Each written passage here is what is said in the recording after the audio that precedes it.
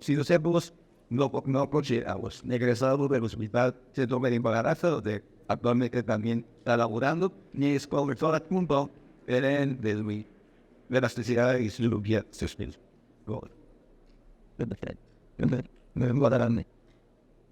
Gracias, buenas tardes. Es muy importante haber escuchado la plática de la doctora porque nos abre el panorama de algunos efectos de los fármacos anestésicos que nosotros utilizamos de todos los días, incluyendo anestésicos volátiles o anestésicos intravenosos.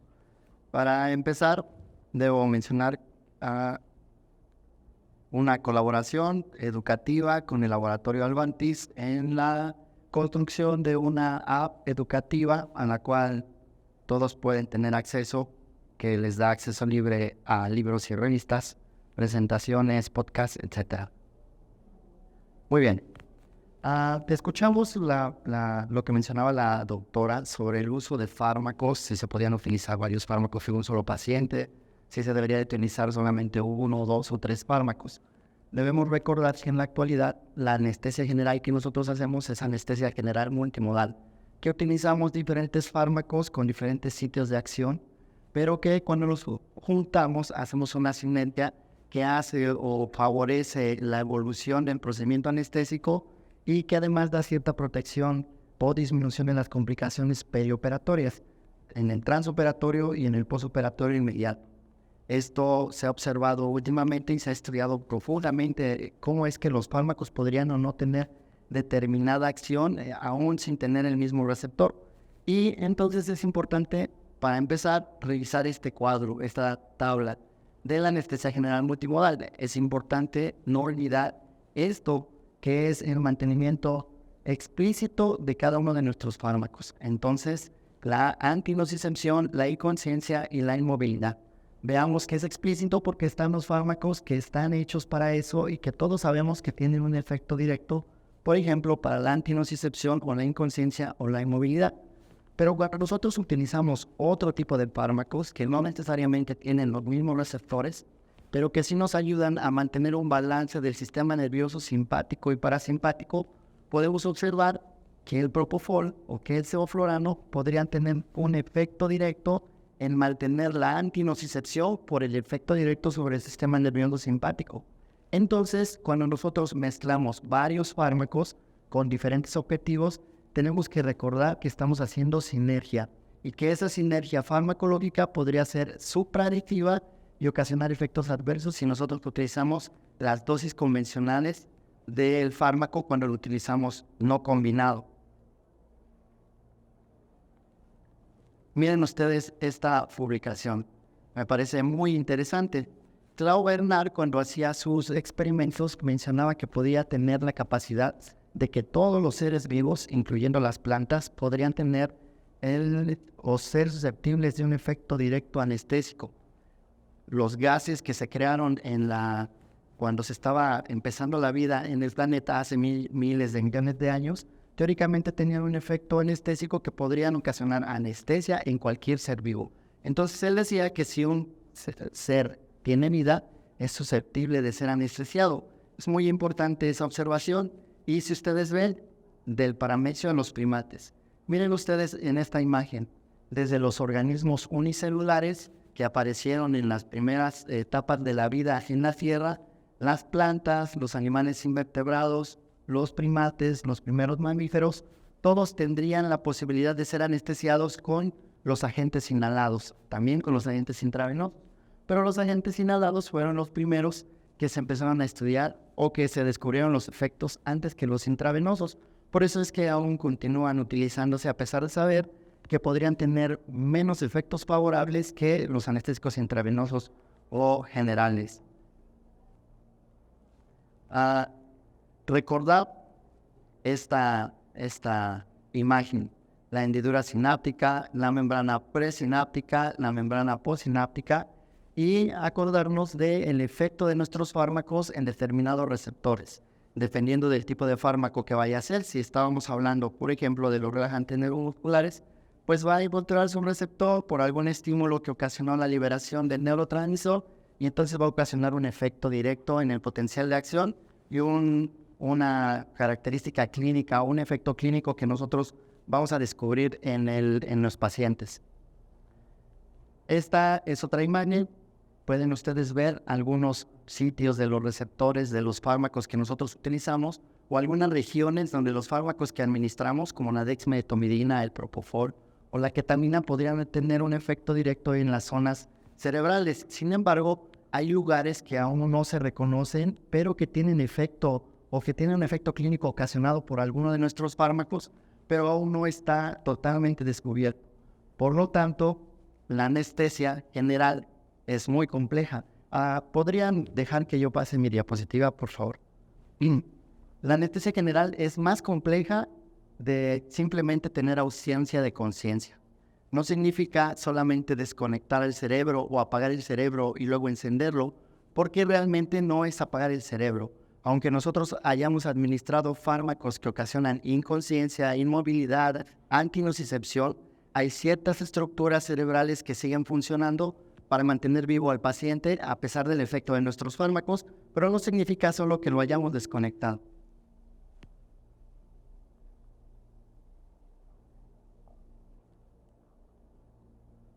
Ahora, Pablo. Gracias. Muchos avances tecnológicos hay en la actualidad. Miren ustedes este sistema. Primero, de la inconsciencia. La anestesia que genera inconsciencia, que puede generar que la conciencia esté desconectada, que la conciencia esté conectada, y son términos actuales o definiciones actuales de los investigadores sobre la conciencia.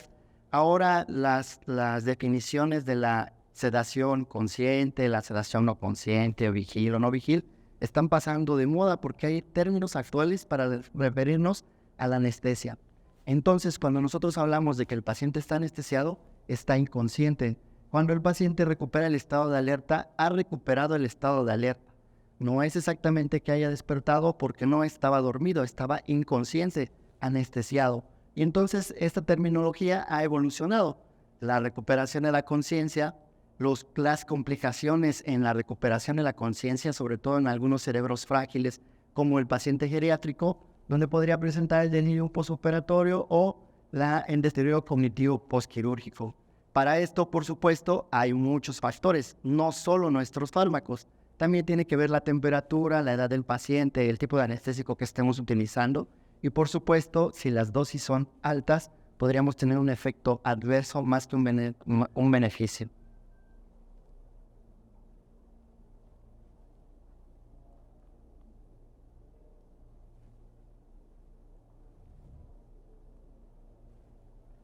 ¿Y cómo nosotros podemos saber qué efectos tienen nuestros fármacos? Afortunadamente, en la actualidad, hay monitoreo especializado para detectar o para transmitir o para leer las ondas cerebrales. Y estamos hablando de la electroencefalografía y de la aparición de nuevos monitores que, además de la electroencefalografía, nos pueden traducir esas ondas en colores, y entonces tenemos ahora la espectrometría.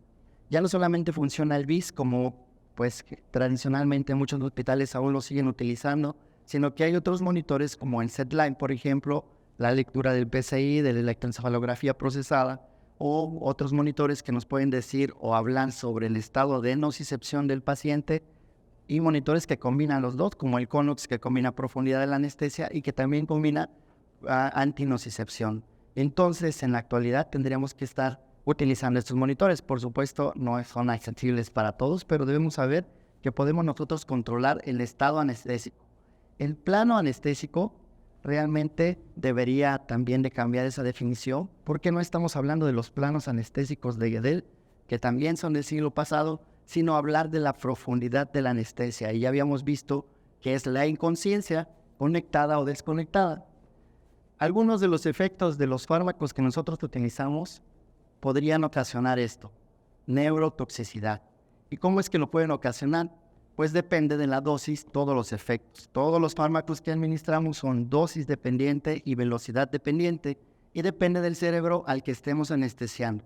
Por supuesto, los extremos de la vida son los más susceptibles de tener alguna complicación en el postoperatorio inmediato, y estamos hablando de los recién nacidos o de las personas geriátricas de mayores edades y que pueden tener alteraciones cognitivas postoperatorias inmediatas o a largo plazo. Y miren ustedes algunos de los mecanismos que intervienen en el desarrollo de esta neurotoxicidad y las sustancias que podríamos nosotros quizás tener alguna intervención para disminuir el riesgo de que esto se presente. Esta es una probabilidad en todos los pacientes a los que anestesiamos. Recordar otra vez que todo esto es dosis independiente, no significa que a todos los pacientes a los que anestesiamos podrían desarrollarla. Neurotoxicidad. Miren ustedes los factores involucrados que se ha descubierto y que se ha demostrado que están asociados a esta neurotoxicidad. Y vean que la mayoría de estos factores que están asociados a la neurotoxicidad son corregibles o son prevenibles en el periodo perioperatorio.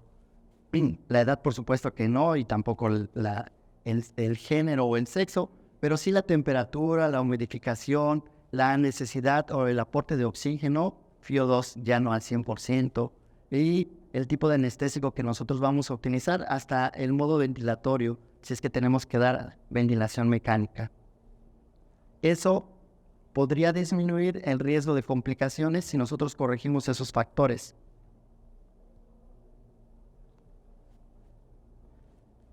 Este es el otro periodo de riesgo, el periodo fetal. Esta es una madre y seguramente ustedes han visto a una paciente obstétrica que entra a cirugía no obstétrica.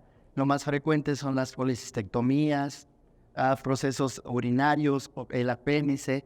¿Cómo vamos a anestesiar a este binomio sin que nosotros tengamos una repercusión directa en este producto? Si nosotros vamos a dar anestesia en general, ¿cuál sería la decisión? ¿Utilizar halogenado o utilizar intravenoso?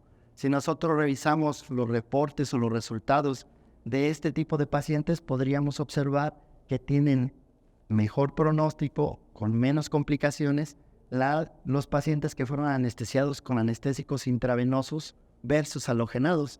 Entonces, nuestro comportamiento para la anestesia de esta paciente pues tendría que basarse en esos resultados, porque este producto podría tener hiperalteración de los receptores GABA, por ejemplo, y entonces te desarrollar algunas complicaciones después del nacimiento, y hay muchas complicaciones asociadas a los anestésicos que aún no conocemos.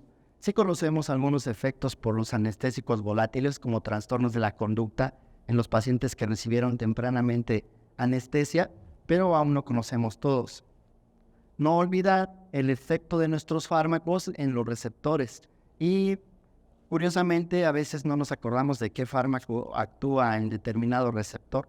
Y recordar que entonces tendríamos que hacer un repaso de la farmacología básica y de saber qué hace un agonista o un antagonista. Si nuestro fármaco inhibe o excita el receptor, y de acuerdo a eso nosotros tomar decisiones. Pero vean qué ilustrativa es esta imagen donde podemos ver los electrolitos a través de los canales cuando el canal está cerrado, ocasionado por algún fármaco, y aquí podemos ver el magnesio, por ejemplo, también se puede ver a la ketamina, y cómo el unirse a un determinado sitio de este receptor puede ocasionar un efecto clínico que podría no ser reversible rápidamente o ocasionar una alteración hemodinámica y complicarnos la situación, sobre todo para el paciente.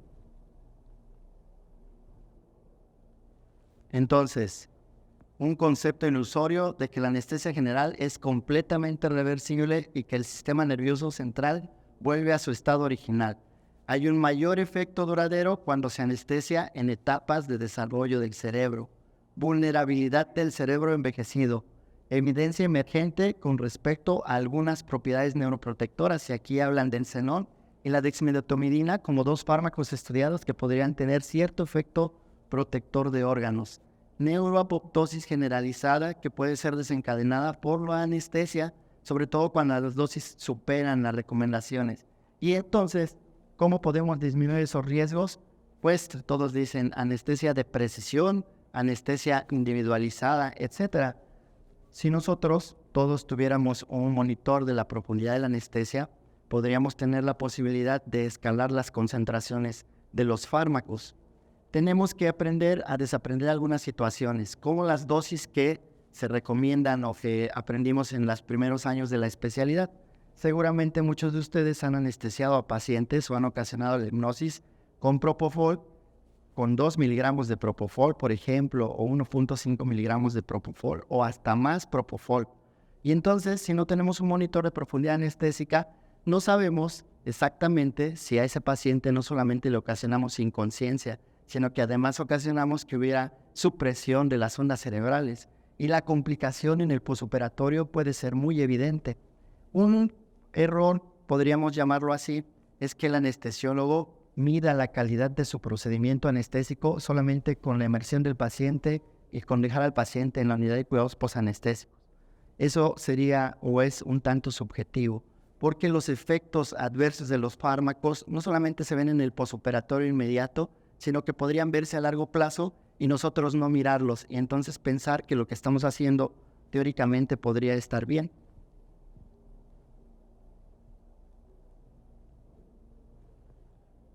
Sin embargo, los estudios que se han descrito aún tienen confusión.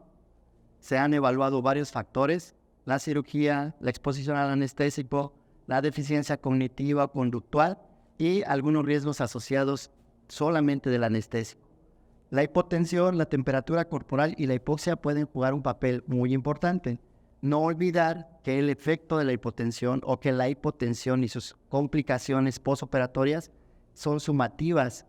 Que si el paciente tuvo hipotensión 5 minutos en el periodo después de la intubación, luego en el transoperatorio tiene hipotensión otra vez, luego antes de la inmersión vuelve a tener hipotensión, esos minutos de hipotensión son sumativos, el efecto va a ser peligroso.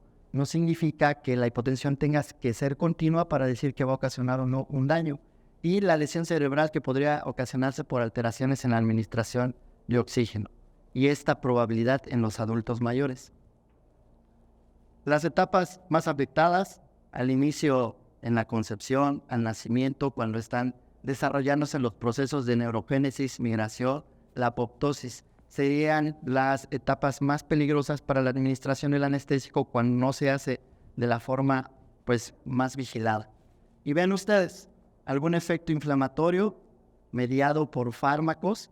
Vean ustedes que esta es la barrera donde hay el paso de algunas sustancias a través de la membrana y eso desencadenar un efecto a nivel cerebral. Entonces, vean la señalización de las células. Vamos a verlo mejor aquí.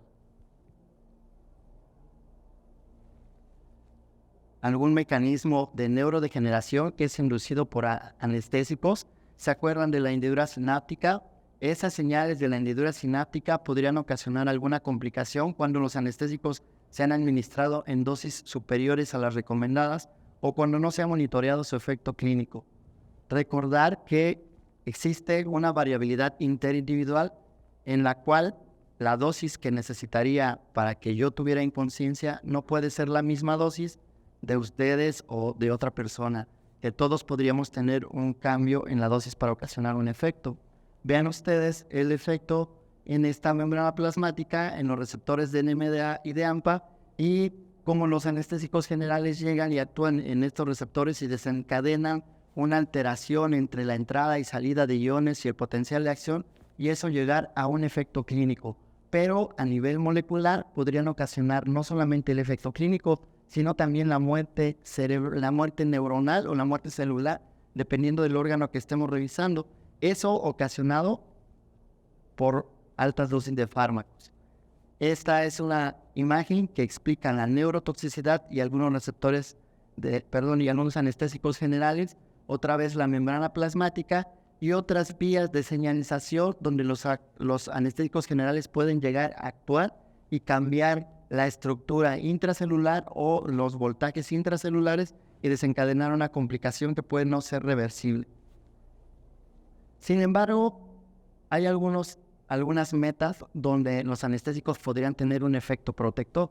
Vean aquí a los anestésicos volátiles. Pueden tener un efecto directo en algunas situaciones donde hubo hipoxia o un metabolismo anaerobio y que podrían tener cierto efecto sobre la disminución del estrés oxidativo mitocondrial y la disminución del riesgo de tener una lesión por repercusión, por ejemplo, o la lesión renal, que podría ser una de las que se puedan presentar con intoxicación por los anestésicos o por los efectos más bien hipotensores o de hipoperfusión.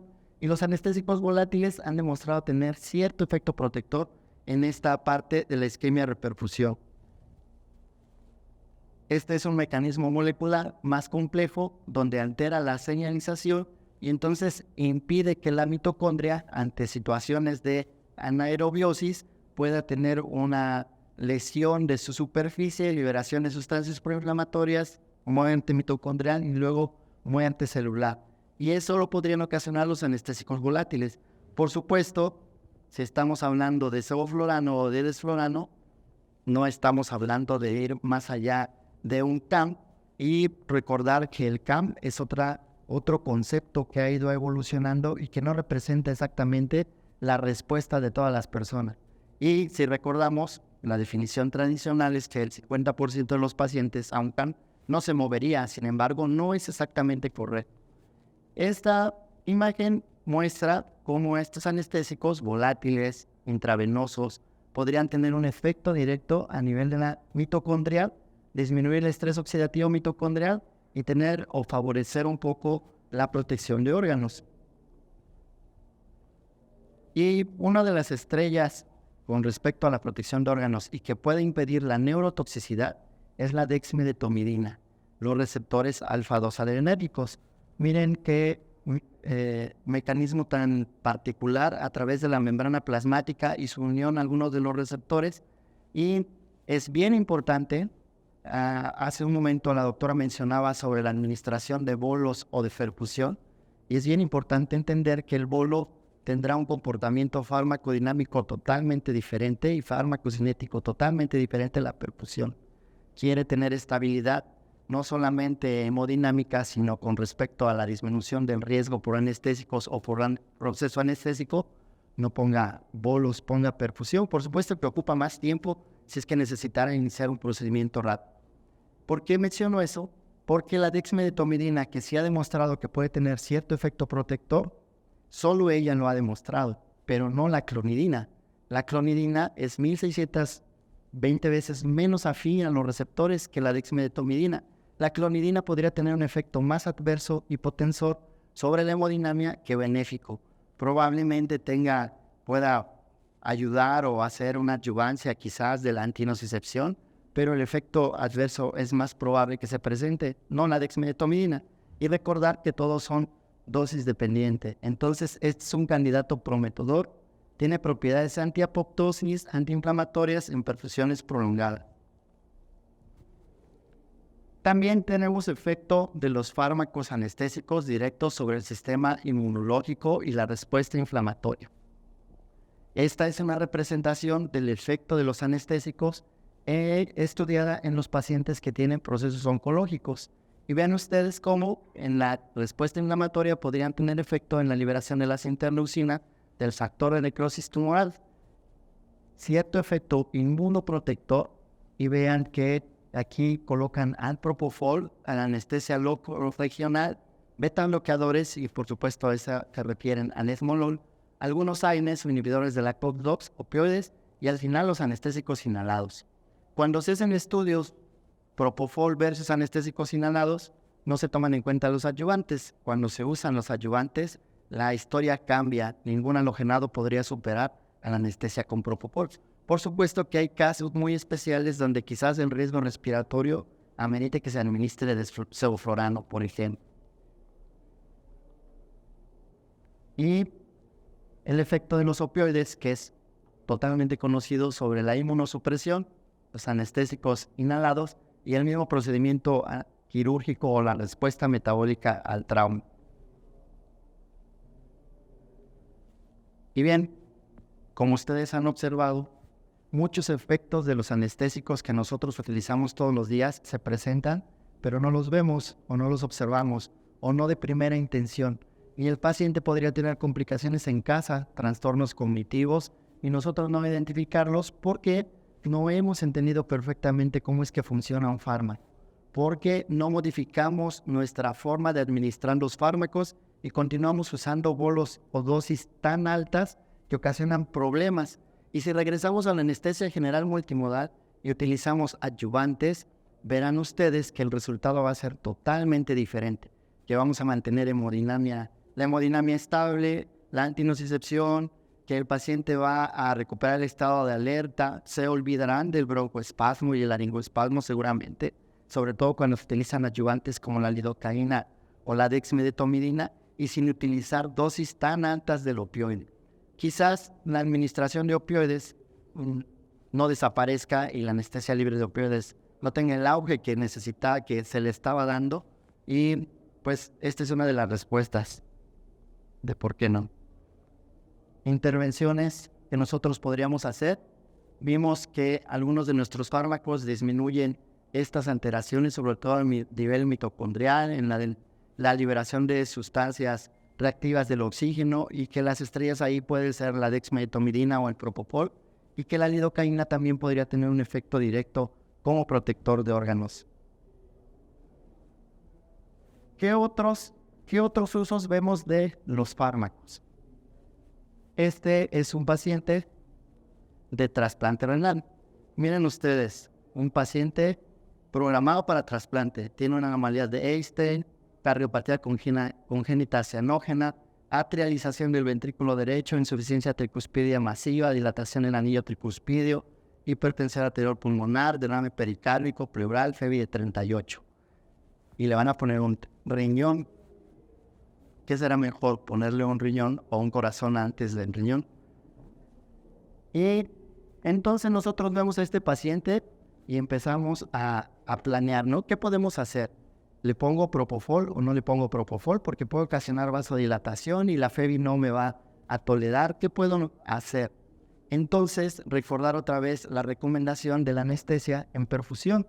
Nosotros podemos escalar los anestésicos hasta alcanzar la profundidad de la anestesia de forma lenta y gradual, sin ocasionar efectos hemodinámicos importantes. ¿Le pueden dar clic, por favor? A la anterior. Vean este paciente. Miren la hemodinamia. Por supuesto está monitoreado con el PSI. No tiene halogenado. Está con flujos bajos. Un paciente de alto riesgo cardiovascular. Tiene norepinefrina, por supuesto. No ha iniciado la dobutamina. Tiene fentanilo y el propofol. 2.2 microgramos de propofol, Schneider, así que efecto. Pero la hemodinamia estable. No se puede no utilizar norepinefrina en este paciente, ¿no? Sería un error grave definitivamente porque su corazón no lo permite, pero no es exactamente por el efecto del propofol. Este es otro caso. Ahora, mencionaban hace un momento de la mezcla de los fármacos. ¿Se pueden o no utilizar mezclas de fármacos? Si a mí me preguntaran, yo podría decirles que cada fármaco debe de estar en cada bomba. Cada fármaco debe estar en cada bomba. ¿Quién tiene 5 bombas en su quirófano para utilizar dexmedetomidina, ketamina, fentanilo, propofol, sulfato de magnesio o esmolón? Necesitaríamos muchos equipos. Lo ideal es tener una bomba para cada fármaco. Sin embargo, si nosotros revisamos los estudios de interacciones farmacológicas, podremos tener cierta seguridad de fármacos que son estables cuando se combinan con otros. Quizás el más inestable combinado pues será la lidocaína con el propofol, pero no con los opioides o con la ketamina o la dexmedetomidina. A pesar de tener estructuras químicas diferentes, no tienen interacciones farmacológicas. Teóricamente podría ser seguro la administración. No es sencillo, por supuesto, porque si le sube a uno, sube el otro, y si le baja a uno, baja el otro. Pero bueno, esa es cuestión de hacer ciertos cálculos matemáticos. Este es otro paciente, y ustedes pueden ver que este paciente tiene fentanilo, dexmedetomidina, lidocaína, propofol, y es un paciente con insuficiencia renal.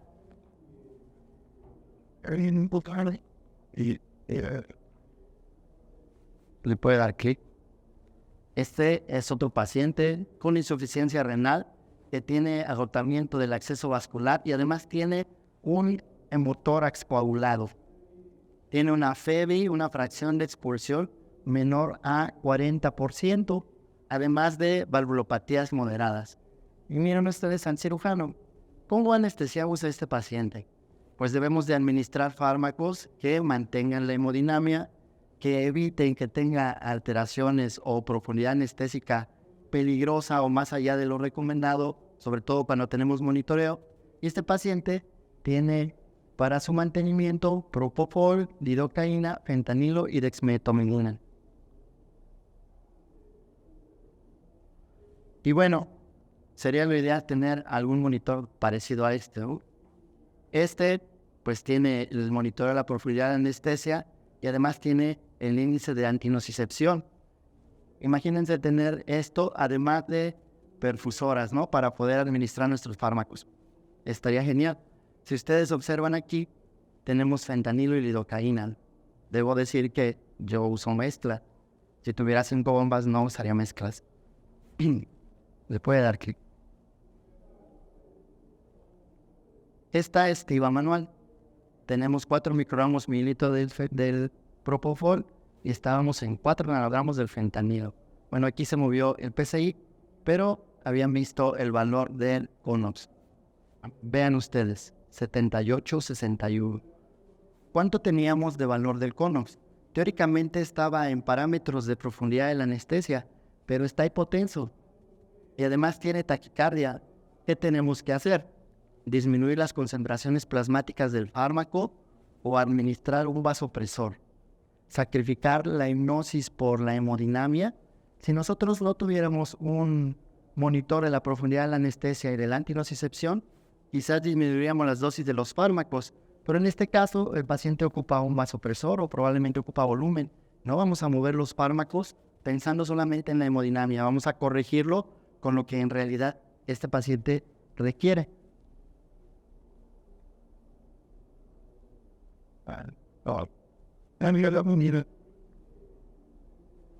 Y bueno, miren a otro video. Este paciente tiene desflorano. Estamos en un camp, por supuesto está con flujos bajos de gas fresco. No significa que nosotros dejemos de utilizar halogenados, pero si los vamos a utilizar, tendríamos que aprender a utilizarlos de la mejor forma o de la manera más segura de administrar. ¿Qué podemos asegurar con los flujos bajos aún utilizando los halogenados? Teóricamente, menos contaminación ambiental, menos exposición del personal médico, menos gasto por consumo del halogenado, más estabilidad hemodinámica. Así es que no todo es perfundir, también podemos utilizar lo demás.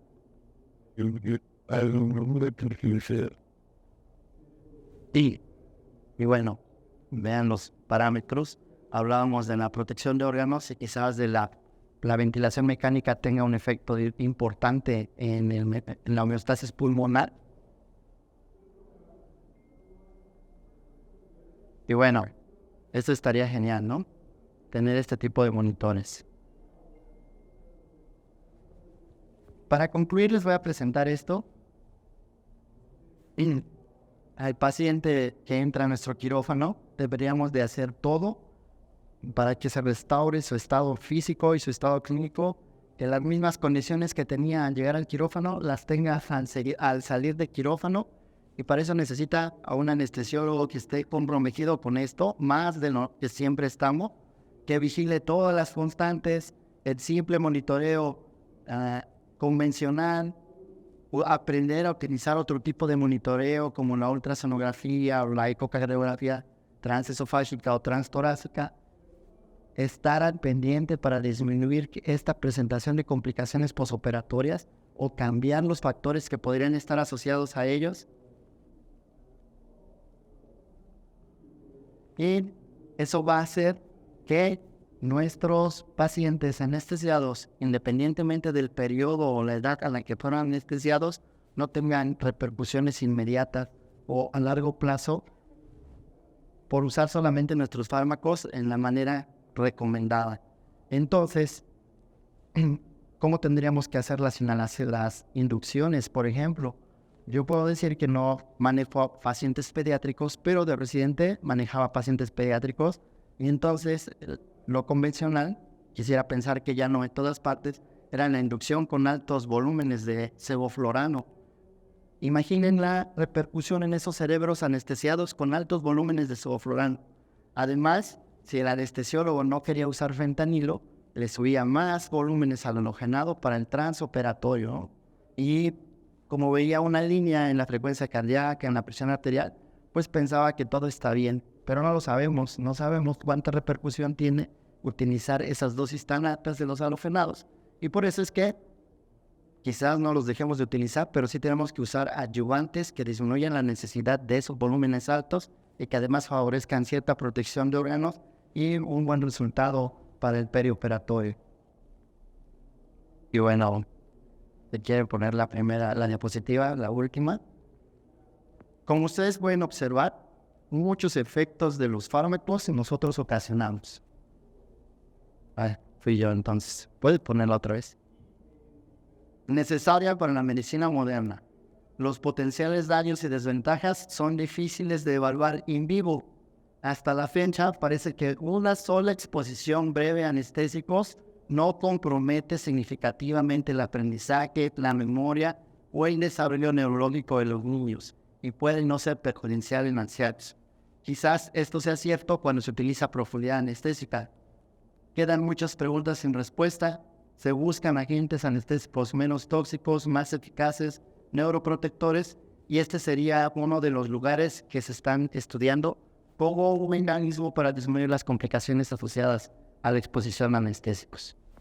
Digan, muchas gracias.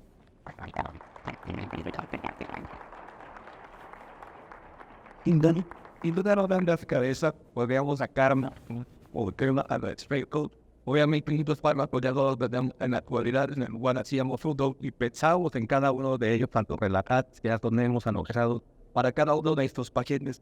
Una pregunta, doctor. En tu experiencia, Shepanina, todos tenemos sensibilidad a adquirir mucho el tenerlo a la mano. Para un servidor, para mí, la que también es una buena herramienta. En su experiencia, doctor, ¿lo te saca con ketamina algo? Bueno, donde más he utilizado la ketamina es en el paciente con insuficiencia renal que entra para un trasplante renal. Un efecto súper importante de la ketamina que hemos observado y que hemos reportado en algunos casos o en alguna serie de casos es la disminución en la necesidad de vasopresor. Es decir, a todos mis pacientes a los que les pongo ketamina es poco probable que vaya a ocupar vasopresor para el trasplante renal. Y estoy hablando de dosis subanestésicas. Si recuerdan, el rango terapéutico que va de 0.5 a 2.5 microgramos mililitro. La dosis que nosotros hemos encontrado que mantiene la hemodinamia sin efectos adversos posteriores es de 0.2 o 0.3 microgramos mililitro de concentración plasmática. Profundidad desde el inicio hasta antes de la inmersión, además de los otros fármacos que administramos. Pero prácticamente a ninguno de los pacientes que usan ketamina requiere poner un vasopresor. Otro efecto que hemos observado es cuando utilizamos Ketodex.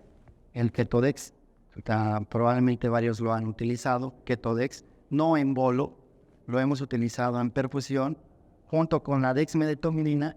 La dilución puede ser realmente la que el médico necesite, pero una dilución sencilla de utilizar es 1 miligramo de ketamina y 1 microgramo de dexmedetomidina por mililitro. Y el Ketodex pues nos ha ayudado a tener antinocicepción, analgesia postoperatoria, disminución de la náusea y vómito postoperatorio, pero nunca superamos el 0.5 microgramos de mililitro de la ketamina. Y si recuerdan, el efecto analgésico de la ketamina descrito es abajo de 0.35 miligramos kilogramo hora. Si nosotros le aplicáramos esa dosis a cualquier paciente de peso normal para su talla, un paciente de 70 kilos, le hiciéramos la fórmula reversa, llegaríamos a ver que esa dosis de 0.35 miligramos kilogramo hora prácticamente corresponde al 0.3 microgramos mililitro de concentración plasmática. Así que la ketamina tiene muy buenos efectos, pero yo no recomendaría el bolo, tampoco la recomendaría para los degrados, por supuesto que no. Pero a las dosis subanestésicas puede tener muchos efectos favorables y además son totalmente emisibles. Algunos de los presentes tienen alguna pregunta adicional. Agradecemos a doctor por su valiosa participación. Invitamos a si nuestro siguiente ponente